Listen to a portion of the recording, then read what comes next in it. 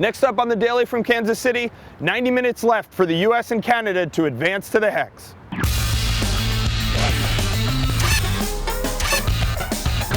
Welcome to the Daily for Tuesday, October 16th with Andrew Wiebe. I'm Jason Seguini. We're here in downtown Kansas City, Missouri, recovering from the American Outlaws party last night. And there could be more reason for the American Outlaws to party tonight, as the U.S. could go through to the hexagonal with a win or a draw against Guatemala at Livestrong. Yeah, with some luck, Jason, even a loss would do, but that is not what this U.S. team is hoping for. They are going after a win. Jurgen Klinsmann said it. We want to come out, we want to push the tempo, we want to attack, we want to get a goal early, we want to get that home crowd on our side.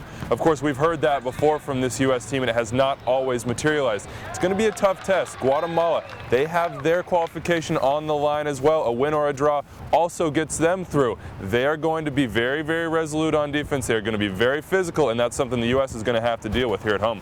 All right, well, if MLS fans are familiar with this Guatemala team, two of their key players, former MLS players, Carlos Ruiz, every time he gets on the field for Guatemala, he seems to score. And of course, Marco Papa, who scored against the U.S. down in Guatemala. Yeah, that equalizer via free kick late on. Jurgen Klinsmann said it. You got to watch out on set pieces from this team. If Carlos Ruiz gets the ball anywhere around the box and he feels contact, he is going down, and they've got guys to finish those off. In fact, Ruiz was the one who scored the winning goal against Jamaica on Friday on a header. He's certainly the man to watch out for. Marco Papa, still a little bit of a question mark where he's at fitness-wise. Only played 67 minutes against the Reggae Boys, but those two guys are the ones the Americans are going to have to keep in check. All right, that game's 7 p.m. Eastern time tonight on ESPN2. Don't miss it.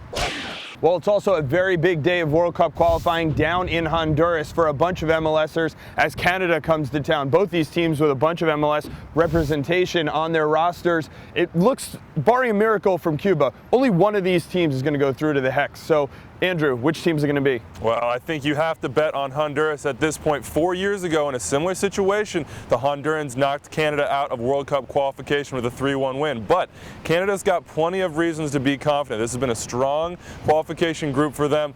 Like I said, all they need is a draw. All they need is the same 0-0 result that they got in Toronto the first time around against this team. It will be tough, though. It will not be easy for them. We'll see how it goes. I think I'd have to bet on the Hondurans, though. All right, that game 4 p.m. Eastern time for our friends up in Canada on Sportsnet. One more interesting story to come out of this game here in Kansas City. Two MLS teams fighting for playoff positioning, battling out on the field on Wednesday night, but working together to get their players back to the game. Yeah, of course, Real Salt Lake and Seattle will take each other on in that Wednesday night game. Kyle Beckerman and Nick Rimando got a private flight back to the West Coast.